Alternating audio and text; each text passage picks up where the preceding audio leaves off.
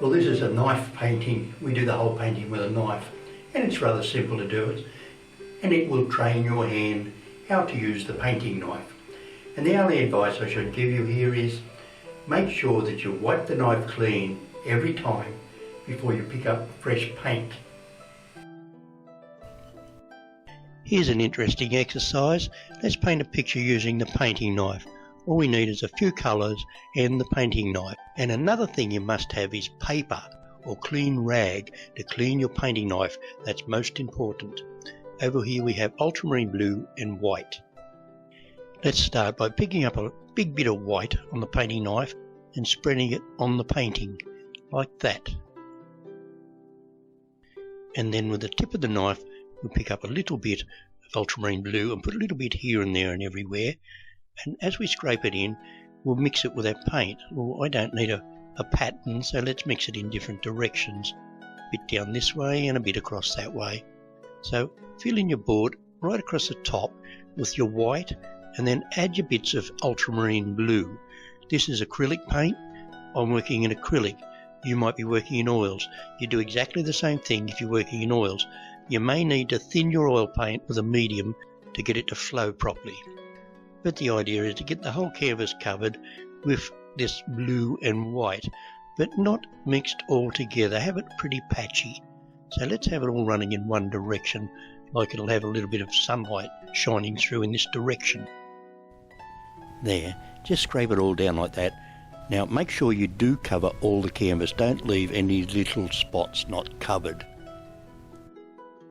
Now clean the knife and let's mix a few colours, the ultramarine blue and the white. Just a few different tones of ultramarine blue and white. Clean the knife again and we'll mix another tone of ultramarine blue and white. One dark, one light. Pick up one on one side of the knife and the other on the other side of the knife. So you have your knife loaded with light and dark. And then bring it down. I'm holding the knife with two hands, see?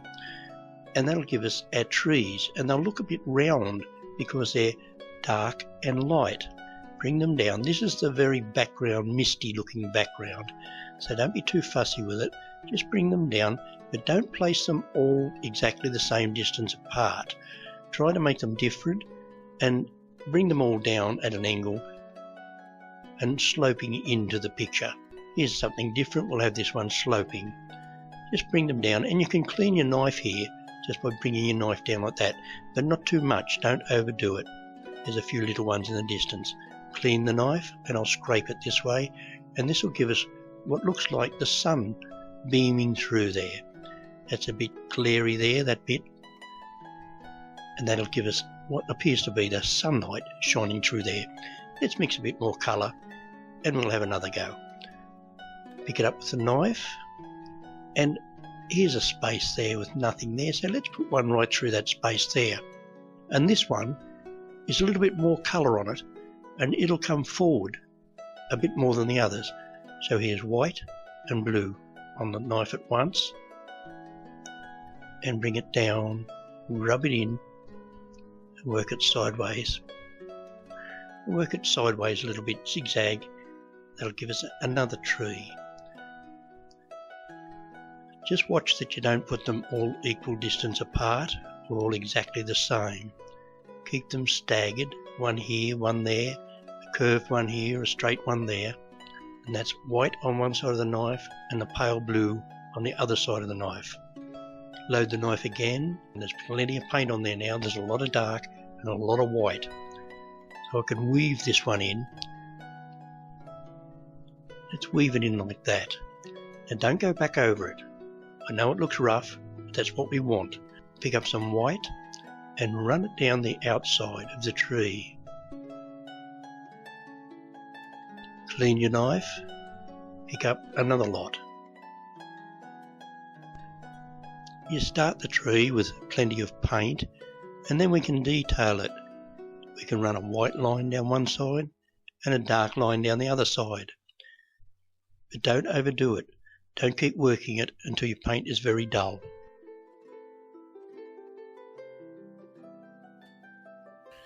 Now clean your knife well and pick up dark and light paint on the very edge of your knife. And with that on the edge, you can place in branches. Just touch them on. Sometimes they don't work, just don't worry about it. Just put them on here and there, going up at a nice angle away from the tree. Touch them on, and each time you load your knife, clean it before you reload it.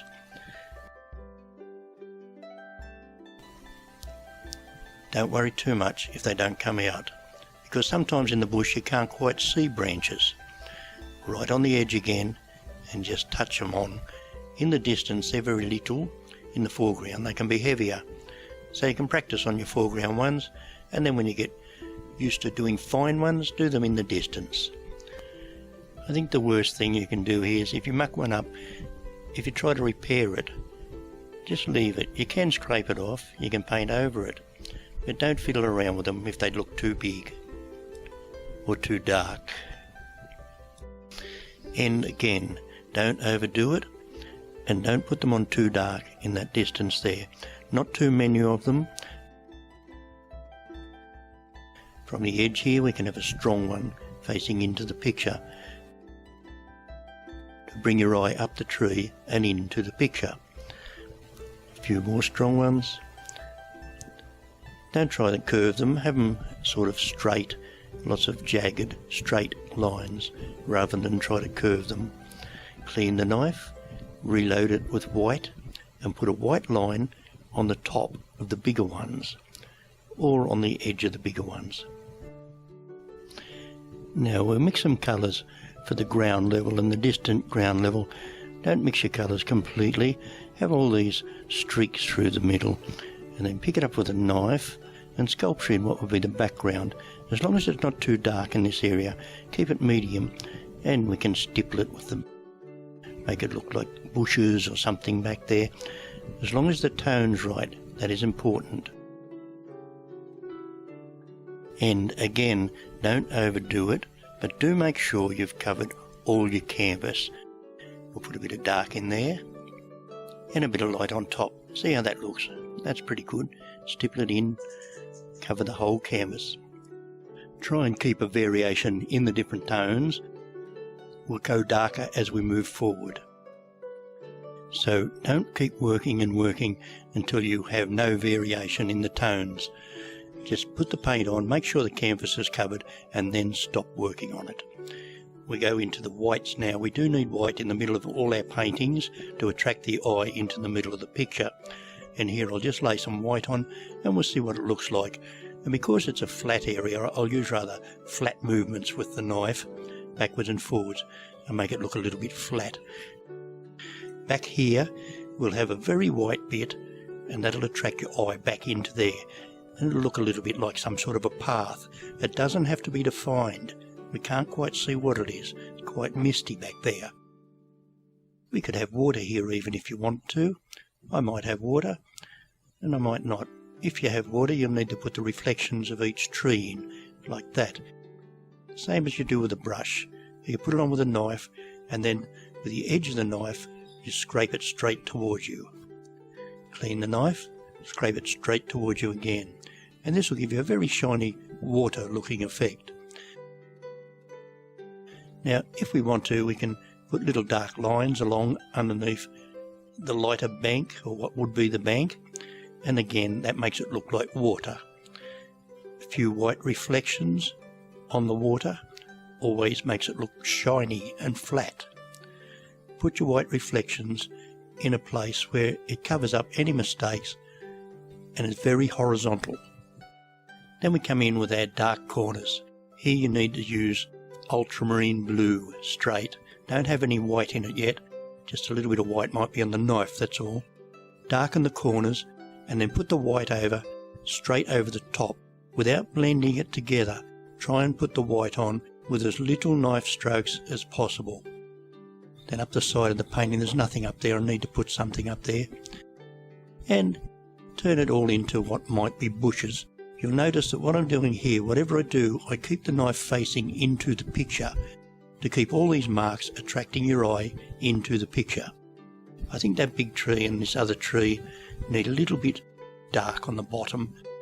Detail them just a little bit. There, that looks better. Now let's have some bits and pieces here, like little flowers here and there. With the painting knife you can use different movements to get different effects. Maybe some shadows. You make it up as you go along. Anything that looks good, leave it there. Don't try and copy mine exactly, make yours up as you go along. But do take notice of keeping things in order. Keep your shadows running in the right direction, away from the tree. Keep your reflections coming straight towards you, and keep the edges of your painting facing in. Now by adding the red, this is going to bring the foreground very close to us. This is crimson, not bright red. I'm using crimson. I'll move it in with the dark blues, and I'll need to put a little bit more dark blue in there, get that corner very dark. Don't go up into your picture too far. This will bring the foreground close and throw the background back. Now we'll mix a colour, the light and the dark. Let's use the crimson and the blue together, a little bit of white. We'll make a lighter colour up there. That'll be a light crimsony blue or a light purple. That'll be a mixture of all the colours and white. Load the knife in the usual way, light on one side, dark on the other. Now for the big tree, where will we put it? Let's put it down through there. And you'll notice that that tree's come forward because it's slightly redder than the background trees. And red is a foreground colour, so the colour brings it forward. That's why we keep the red out of our background, to keep the background looking like it's a long way away. We put the red in and it comes forward. Carry on with your knife in the same way as the background trees, but these foreground trees are bigger and you can put a little bit more detail on them. The pink lines up the side of the tree can be pulled inwards, but don't fiddle around with this again. Just one stroke and leave it. If you go back over it, you'll lose the crispy look. Clean the knife, load it with your lights and darks, and then we can place some branches in. These branches are slightly thicker, so we plaster them on with the point of the knife. Don't put that branch too close to the top of the tree. And remember, each time when you reload your knife, to clean it before you reload it. Reload it with crispy paint and place a few branches here and there where you need them. Now by loading the knife with light and dark, we can put a log in there, and we can put a tree stump on this side, nice and dark. So that's your darkest dark there. Load the knife with light on one side and sculpture the light on the tree trunk. That's more of a pink than a blue, this tree stump. And finish off underneath the tree stump by putting just all different colours on the tip of the knife. And by loading our knife on the edge with dark paint, we can paint in what looks like lilies or thick grass sticking up here and there. Keep them facing into the picture if you can. Just put them where they don't destroy anything and they look good. Little clumps here and there. Have them crossing.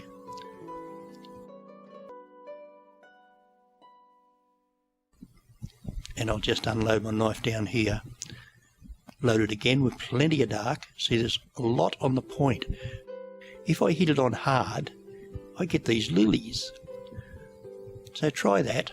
You can try it on a practice board if you wish, before you put it on your painting. Now I need to turn this into something down here, so we'll just unload the knife down here. Okay, let's see what will make this a bit better painting. I think a few white highlights here and there on the stump, and a few on the big trees, just to bring them forward of the background slightly. So this is where you touch it up. Finish your painting off by touching up just a few things to bring things forward, and leave the rest alone. Don't fiddle around with it. I like that bright middle, it attracts the eye.